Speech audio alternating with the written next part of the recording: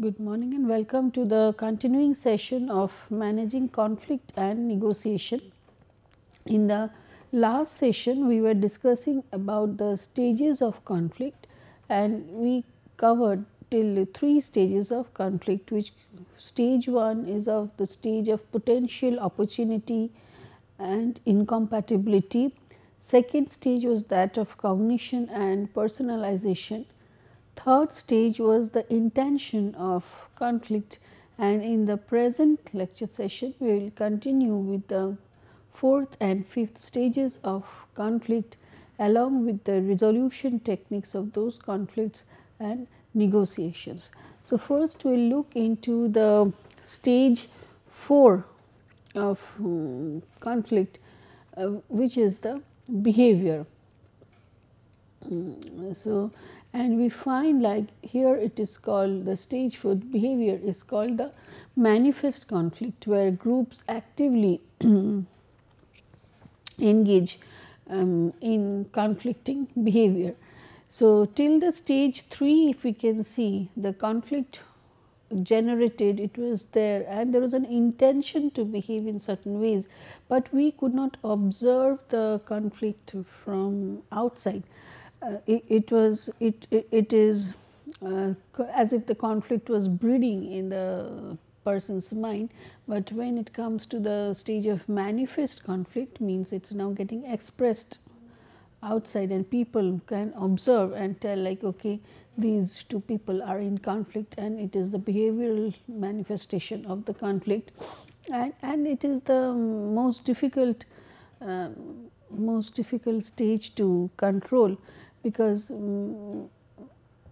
it lasts for quite some time and intensity may vary from like with the less of physical harm or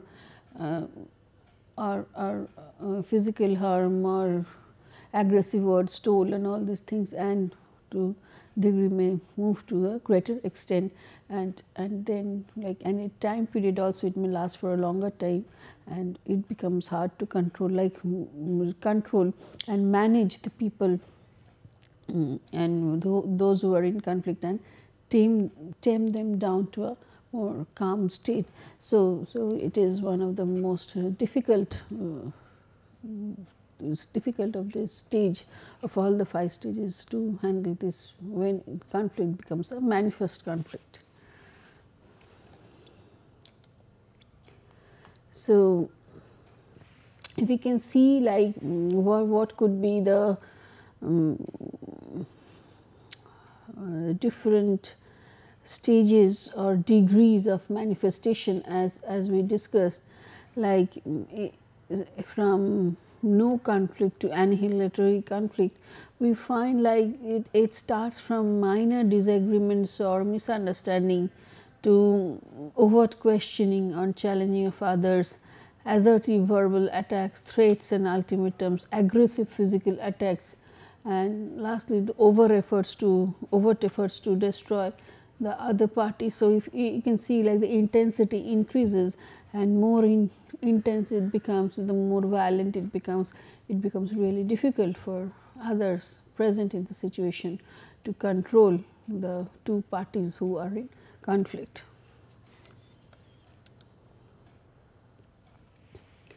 So, we will next focus into the resolutions of how this conflict could be resolved through resolutions, in that like and it is of 2 resolution techniques, depends on 2 important things. One is on internal focus and the other is on external focus. So, internal focus is when the concern extent to which the group is focusing on its own concerns, its own gains and loss from a particular situation. External focus is when the person or the group is, wants to take into consideration the concerns of other groups also, or other people also involved in the conflict situation.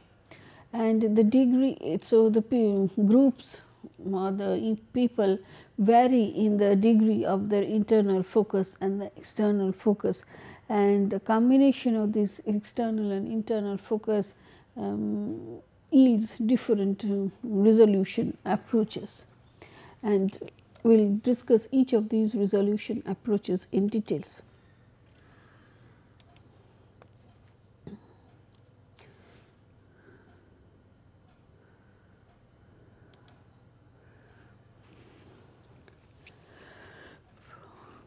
So, there are 5 approaches. So, the first of those approaches is called the dominating approach. So, in dominating approach, what happens is there is a maximum focus on the internal concerns. So, it is a power oriented approach, and it relies on force. So, and both the groups involved, they try to apply force. So, it is not that like this dominating approach is not is something bad, but yeah, it's or it does not have its problems, related problems, but sometimes it is appropriate in situations like emergency situations or where situations like unpopular actions may be needed to get a grasp over the conflicting situation. So where you have to show your power to get a grasp of the situation, in those cases dominating approach is encouraged. Next, we have another of this second approach is called the accommodating approach. In accommodating approach, the if you can see, in dominating approach, the focus is more on internal focus, like the groups, the dominating group focuses more on its personal gain and losses. While we are talking of the accommodating approach, this is an external focus where we take into consideration the needs, the views of the other group in conflict also, like what they want. In this approach, the maximum emphasis is on the emphasis of is on the concern of the other group, and it's minimizing on its own concern. So it sometimes appears like one party is giving in to the situation. So it's beneficial where issues over which discussions are made are maybe not that much important for the group which is accommodating, but it is very important for the other group.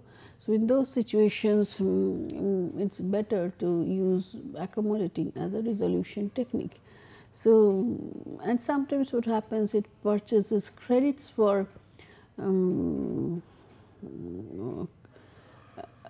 future interactions, and sometimes these credits are more required and important than a favorable resolution to a particular conflict, to this particular conflict which we are dealing with now. So accommodating helps to buy those credits. Next approach is that of problem solving. So this is theoretically the best approach, because we are looking in a very rational way to the problem at hand. We are trying to solve it on the way like it leads to a win-win solution. So this is a collaborative approach, which requires that the groups in conflict are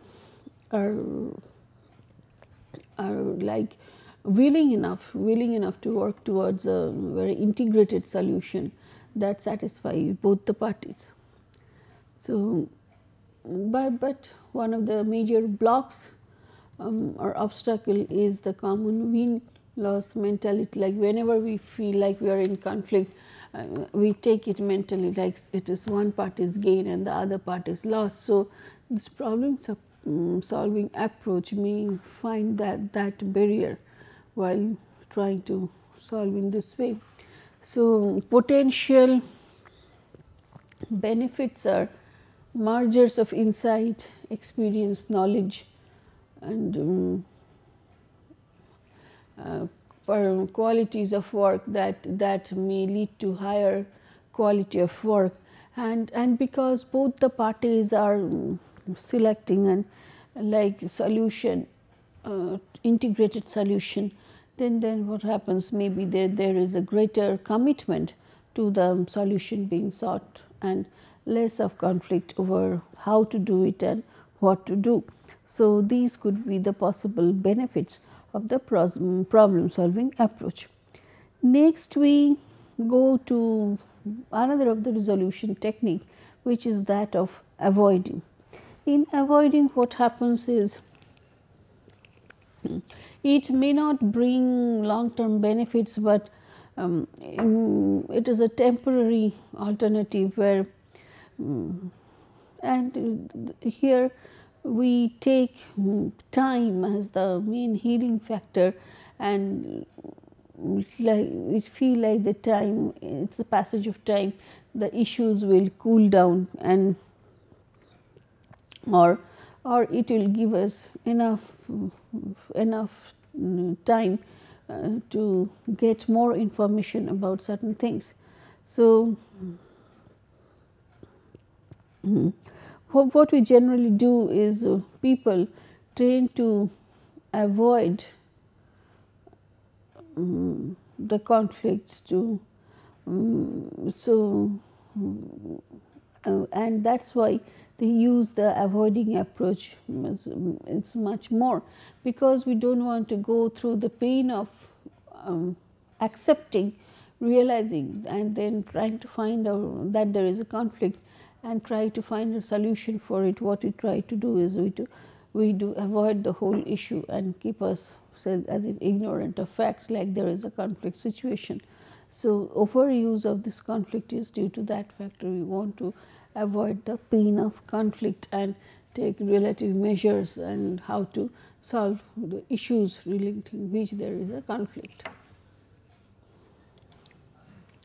Compromising is it's a middle of the road approach where both the parties give up some of their own interests and they try to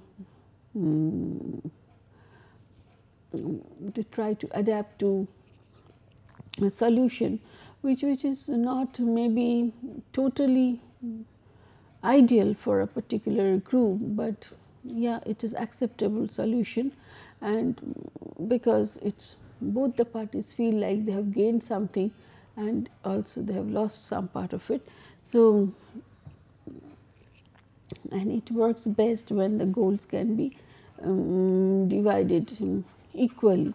So, but again, for that thing compromising, both the parties should be having equal power. Then the goals should be pairs are strongly committed to mutually exclusive goals, and it allows a temporary settlement to a complex problem, and it works with a good backup strategy. So, and in many cases these may involve like third party interventions like arbitration, mediation, etc.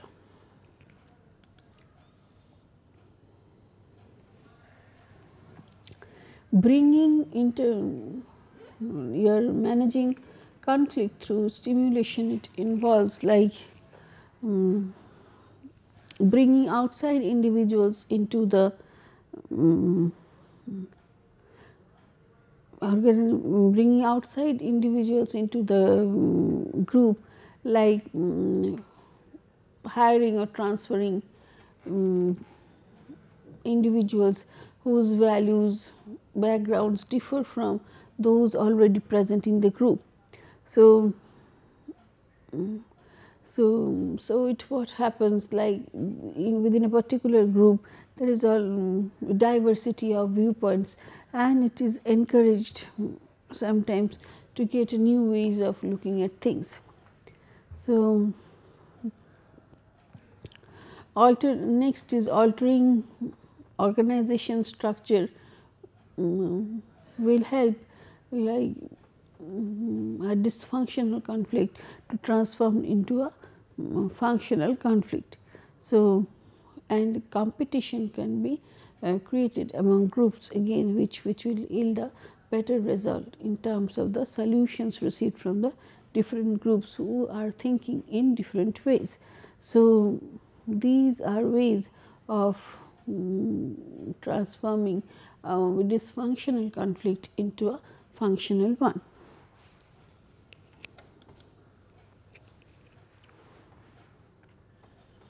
So, we can stimulate competition by use of incentives, rewards and bonuses for outstanding performance. So, next point is making use of programmed conflict, is where conflict is deliberately introduced into a system and systematically introduced in a particular situation, where in fact no real difference is exactly there. This is again done for generating variety of ideas about a particular thing, and then that those groups sometimes give rise to creative solutions. So, this programmed use of conflict is sometimes there, and that where we are talking of again functional conflicts. So, popular uses, of course, the devil's workshop or the devil's advocate, where one person is deliberately given the role of a critic, and his or her job is to uncover all the possible problems with a proposal. So,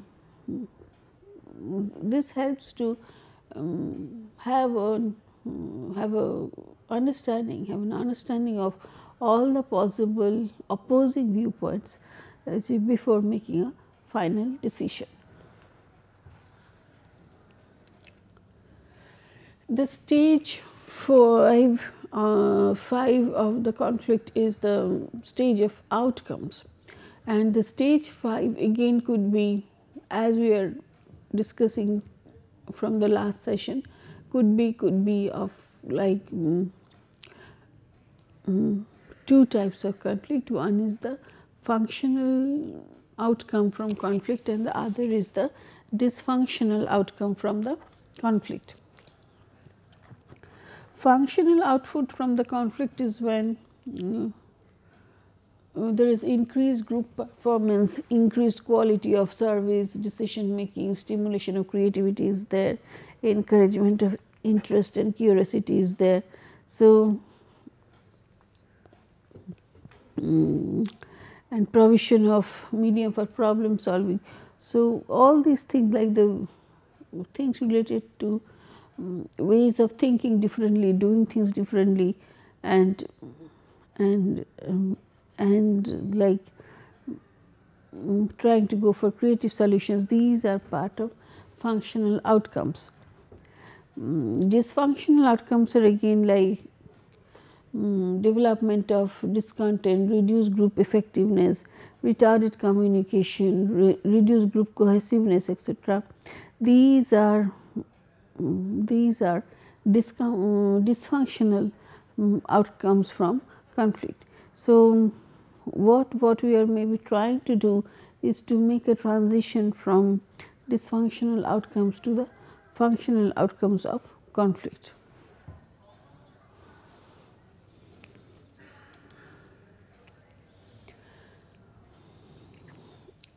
So, if you are looking into conflict and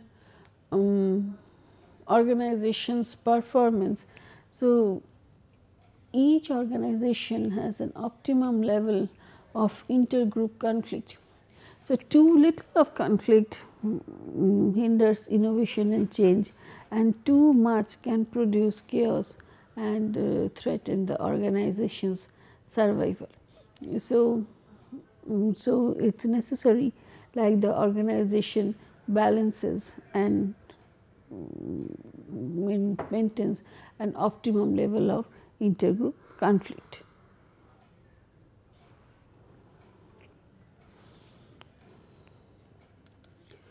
So, if you can see from this diagram, like there is a relationship between unit performance and the level of conflict. So, it is high when there is an optimum level of conflict. In both the cases, it is low. Low in both the cases means even if there is no conflict, it is low and performance, and even if there is too much of conflict, the performance is also low. So, like in the situation A, where there is a level of conflict is low or none, the type of conflict is dysfunctional and internal characteristics are apathetic, stagnant, non-responsive to change, lack of new ideas, and performance outcome is low. When B, it is an optimal solution level of conflict, the type of conflict is functional in nature and the unit's internal characteristics are viable, self-critical and innovative, and performance outcome is also high. When in the next situation, like level of conflict is high and types of conflict is dysfunctional and units internal characteristics are chaotic, uncooperative, that is disruptive in nature, then again also the performance of the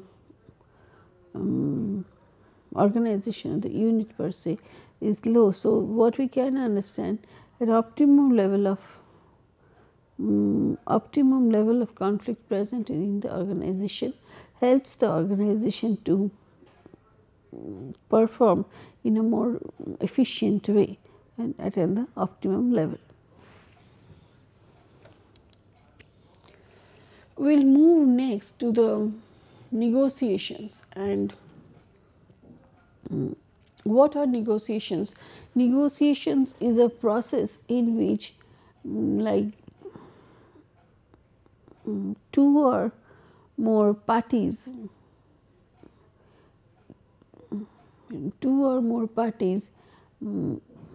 exchange goods, exchange services and attempt to agree on the exchange rate between them. So, for negotiation, at least the presence of two parties is very important and something should be there to negotiate with and attempt should be made to agree on the exchange rate first. So, and both the parties should mutually try to get into an understanding about like what to exchange and how much. So, it is again, if you see, it is the second part of the definition which an emphasis is given, a process in which two or more parties attempt to reach acceptable agreement in a situation characterized by some level of disagreement. So, when you are going for negotiation, it is not that everybody gets total agreement to whatever the other party suggests, but yeah, there is a high degree of agreement and any sort of like unacceptable factors should be taken care of also. So, both the things are there, the positive agreement between the two parties and also to some sort of disagreement, and but the disagreement should not be more than the agreement part.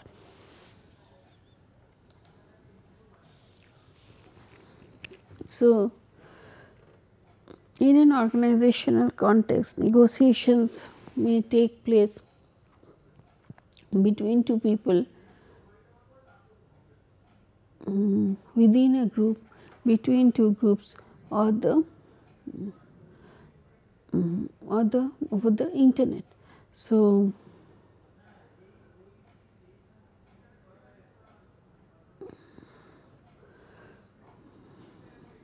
what we can see over here, like there are different stages and also situations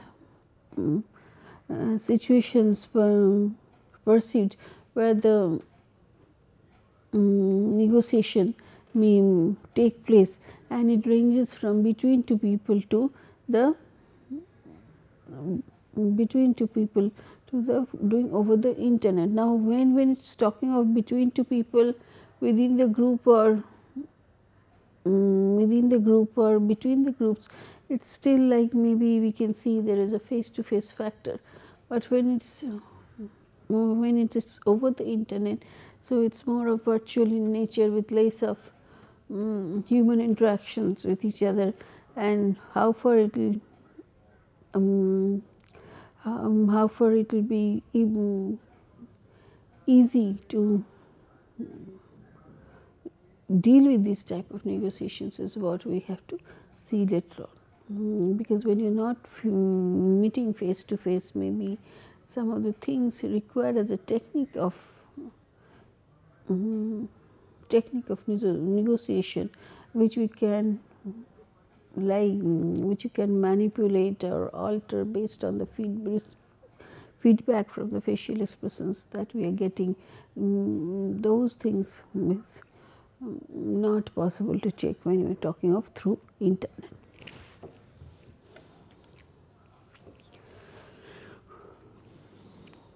So, negotiations are characterized by 4 elements. Number 1, some disagreement or conflict is there, but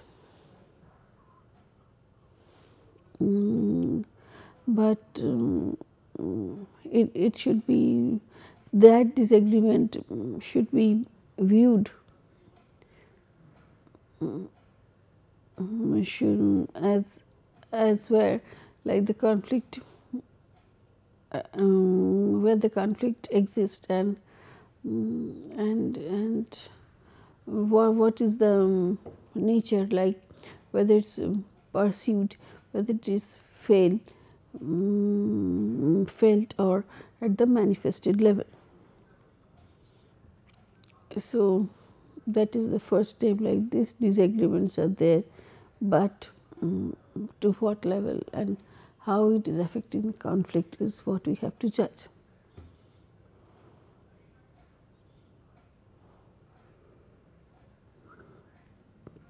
Next is, after disagreement there is some degree of agreement with like the degrees of dependency between the two parties. So, if the parties are not dependent on each other, or one of the parties is not dependent on the other parties, so then there is no question of conflict, because conflict arises when there is a sharing of resources, commonality of goals, and we feel like one of the person or the other group is blocking our reach to that particular goal. So, if nothing is there of that kind, like interdependence is not there, then we do not have any conflict. So, third is like the situation must be conducive enough to interact in an opportunistic way. So, each party must have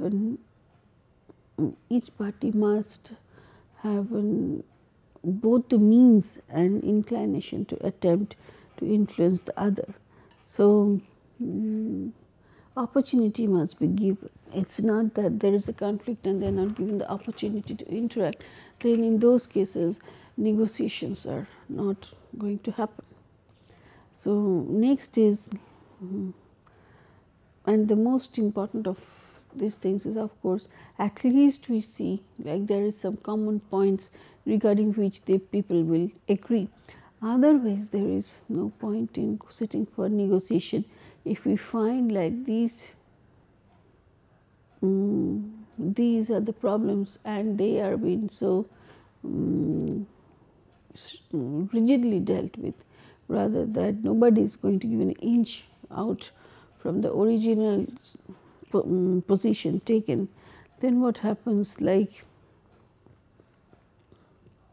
there is again no point in negotiating, because negotiating is possible only when we feel like we could agree at some commonality, some common point. But if there is no possibility of some agreement, then negotiations do not happen. So, these are the 5 or 4 important elements of negotiation. Both disagreement has to be there, so there is some issue like what we need to decide upon. Agreement has to be there between the parties, so that at least we come to some common conclusion, and there must be a very conducive, favorable situation for negotiation, and of course, there is some degree of interdependence between the parties, so that they will get encouraged for negotiation. So, these are the 4 major elements of a good negotiator, of a good negotiation to happen.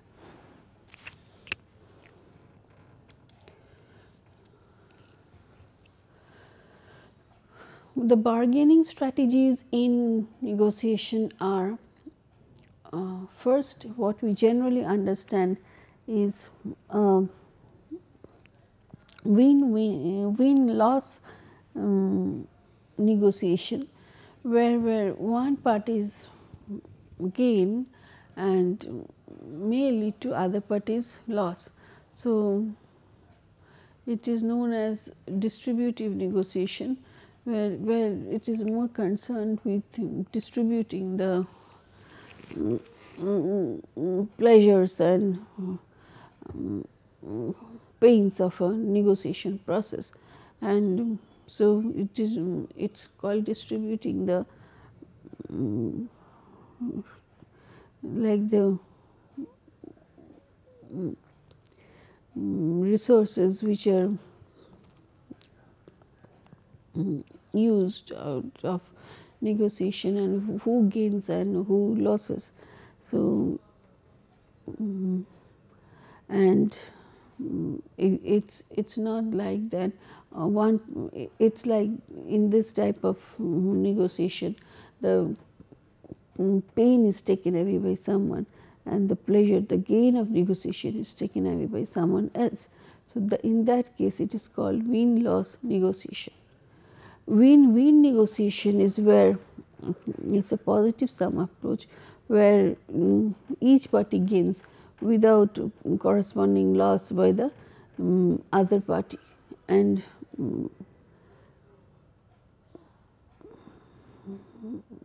what happens is,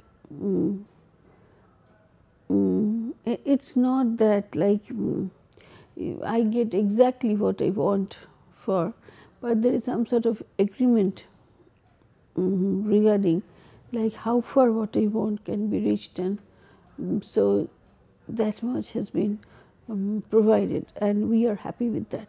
So, that is win-win strategy of negotiation.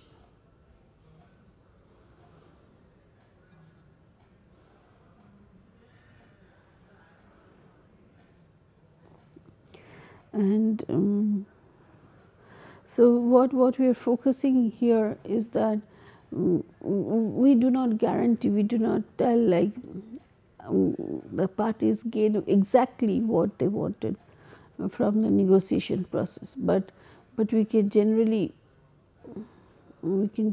tell like both of the parties are much better off than they were originally when they started dealing with the conflict and its resolution. So, it is in that way, like degree wise what you started with and till where you reach during negotiation, it is much like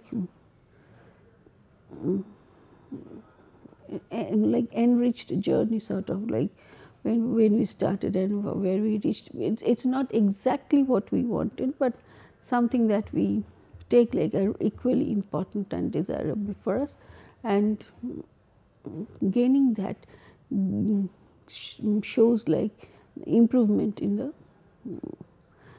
improvement with and better positioning of the parties compared to when they started and when they are at present, and that is why this is called a positive sum approach.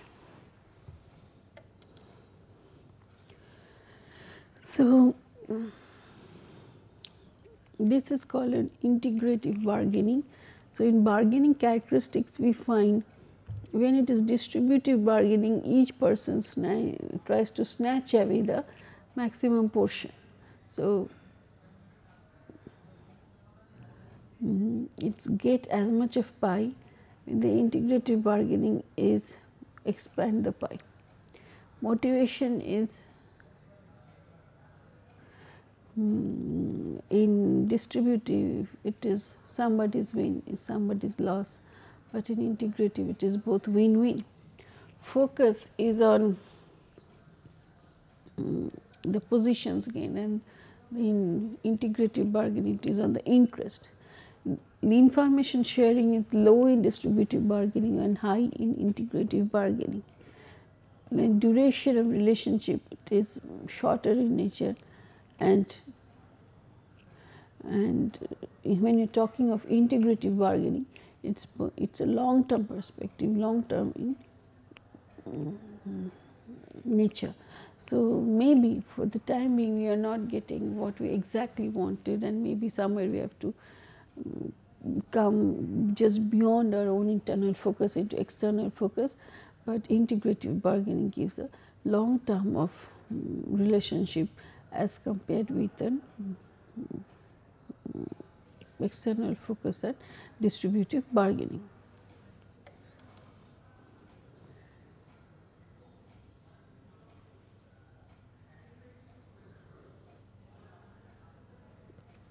And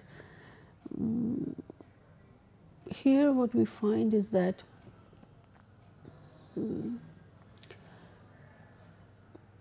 there is an aspiration range and there is a settlement range and there is a resistance point. So, what we find is in this picture that there is a overlap between the aspiration range of party A and the aspiration range of party B, and so these are the two maximum resistance points, and in between is the settlement range. So, if we are discussing at this zone, then maybe we will go for a better negotiation. So, it starts party A's point start from here, and after this if asked to change they will go for resistance. Party B's target point starts from here, and after B if it is asked to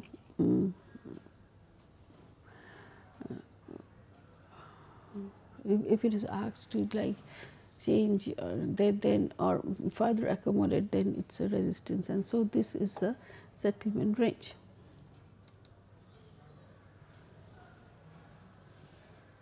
And so, this is the best alternative to negotiated marriage, negotiated agreement, and and the lowest acceptable value to an individual for a negotiated agreement. So, this is called BATNA.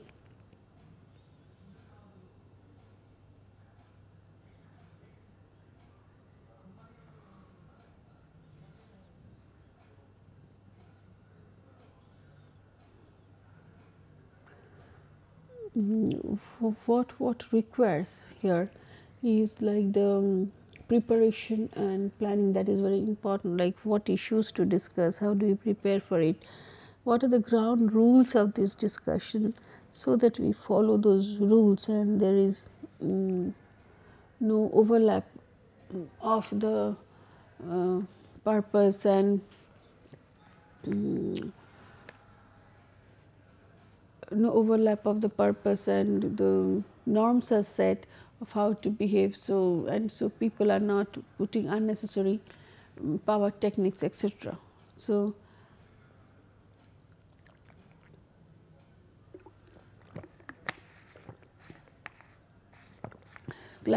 clarification and justification based on like why we are going for a particular point and how do we justify our own points, and then we go for bargaining about how much can be afforded and to what level and how this problem can be solved, and lastly is the closure and implementation phase of it, and repeating of what we agreed to and how do we implement, what to follow and what not to, like the do's and don'ts are to be decided. Sometimes there are gender differences in negotiations. So,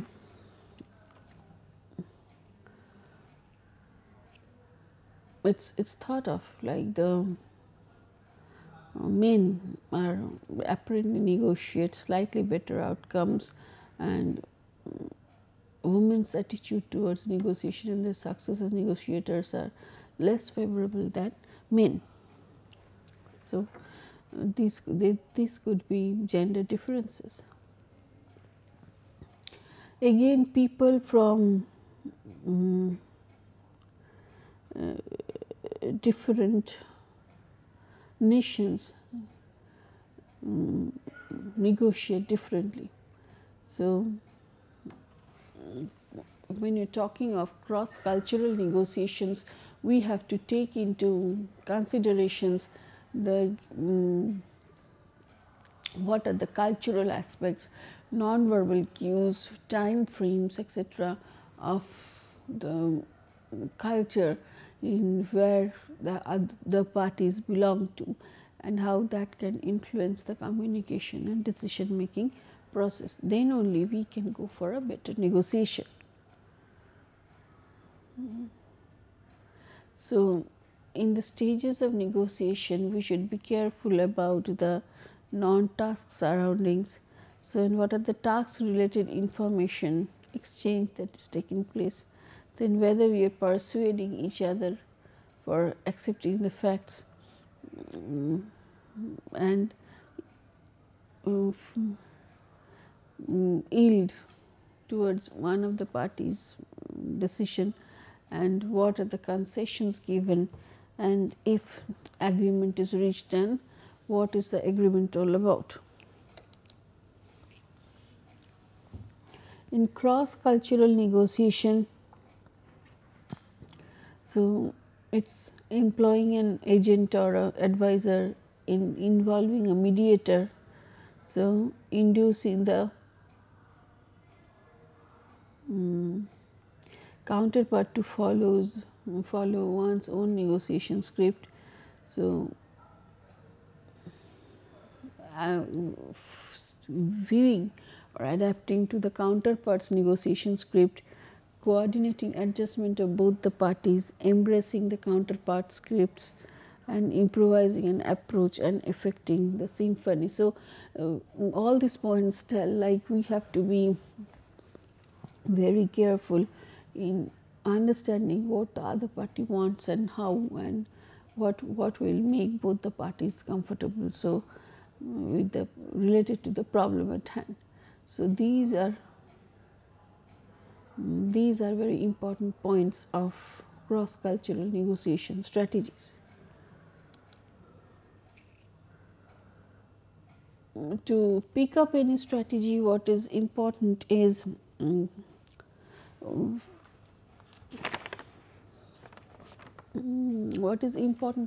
focusing on one's own culture.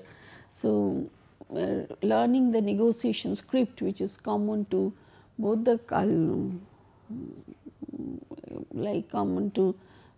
counterparts' culture, and what are the contextual cues of the particular of the situation, and what it is hinting towards, like should we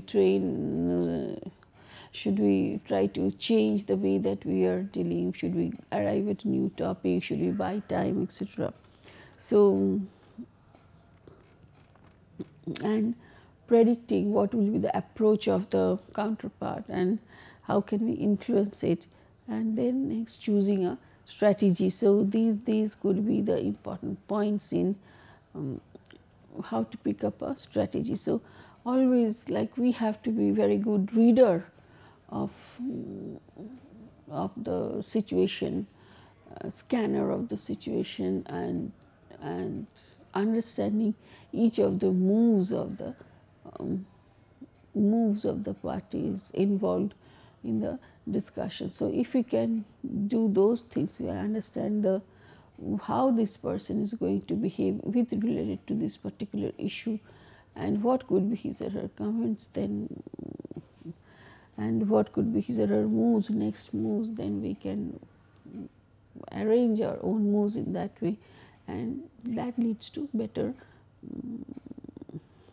negotiation strategy.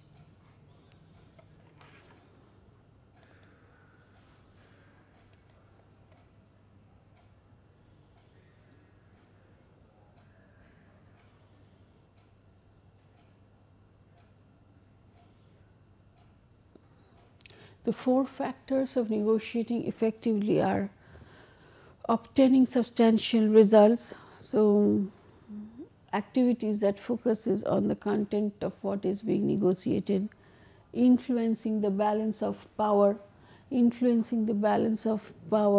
through the use of persuasions, facts and expertise rather than use of dominance.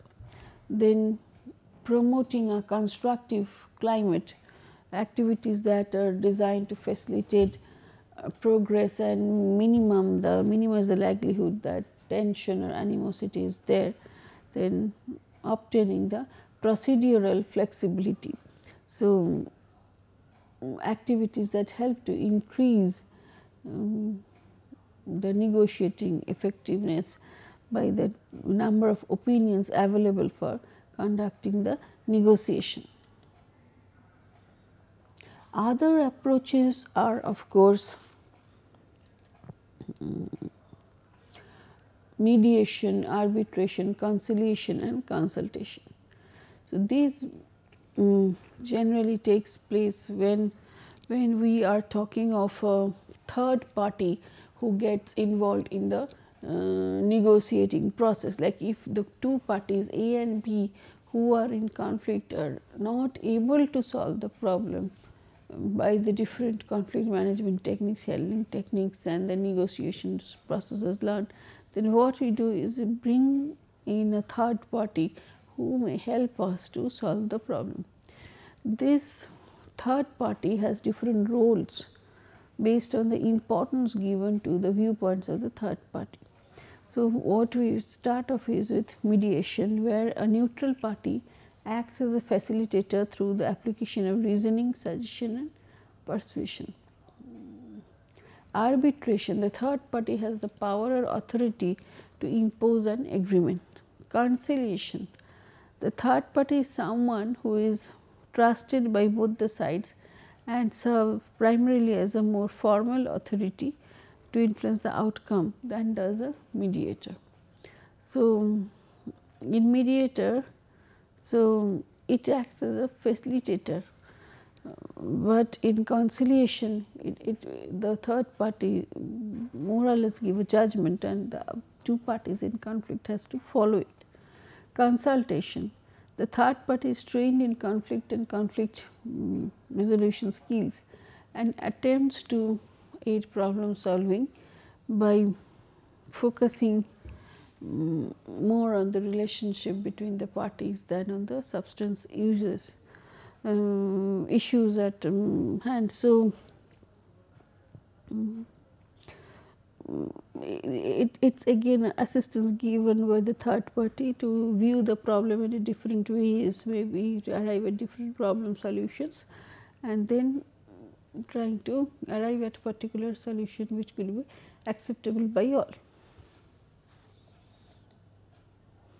Negotiation techniques can be improved by beginning the negotiation with a positive overtune or small concession and then reciprocating the opponent's concession with smaller concessions. So, concentrating on the negotiation issues and situational factors, not on the opponent, because it is very important to get the situational cues and what understand based on the issues at hand what could be the next moves. So, trying to determine the opponent's strategy by looking below the surface and not allowing accountability to one's constituents or surveillance by them to produce competitive bargaining. So, using power in negotiation sometimes it is required. So, again being open to accepting third party assistance. If somebody comes and gives help and that it is told like you have to do it in this way, that help should be well accepted and recognized by the people who are in conflict and who are to use the factor, use the help provided by the third party and implement it. So, attending to the environment, being aware that the opponent's behavior and power can also be altered by the presence things and situations present in the environment.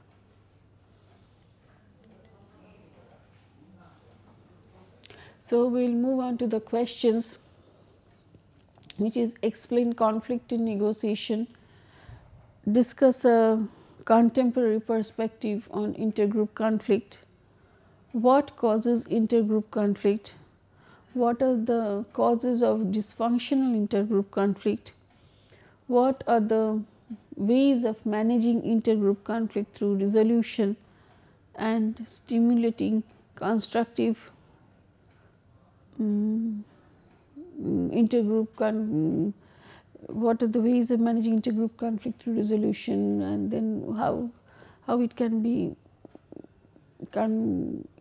nurtured through stimulating constructive intergroup conflict, and here you have to discuss certain examples for it. So, and again you have to compare which of the techniques is a better one. So, again what is negotiation, what are the negotiation tactics followed in the organization. So, what could be the issues related to negotiation, so and ways in which negotiation effectiveness could be increased in the organization. These are some of the questions. If you see these questions, these are more application oriented questions, in the sense like some parts of it the question are application oriented, where you find like you have to take into consideration the technique of negotiation, the conflict management technique, etc.,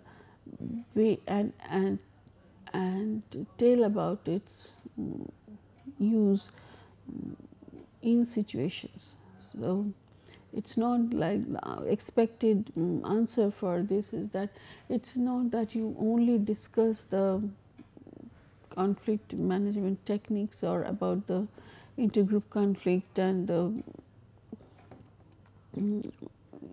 ways of managing conflict resolution, etc., or negotiation. It's not enough to mention that it's which is applied in which situation and why. Along with means what is expected over here, that you know the both the pros and cons of all the approaches, and taking the situations that the particular negotiation technique or conflict handling technique is used, you have to tell which is best at that particular situation and why. So only that idea if it develops, it will be giving you an idea of which is the better technique to use at what point of time, and that will make you better, give you a better understanding of handling conflict more efficiently. Thank you.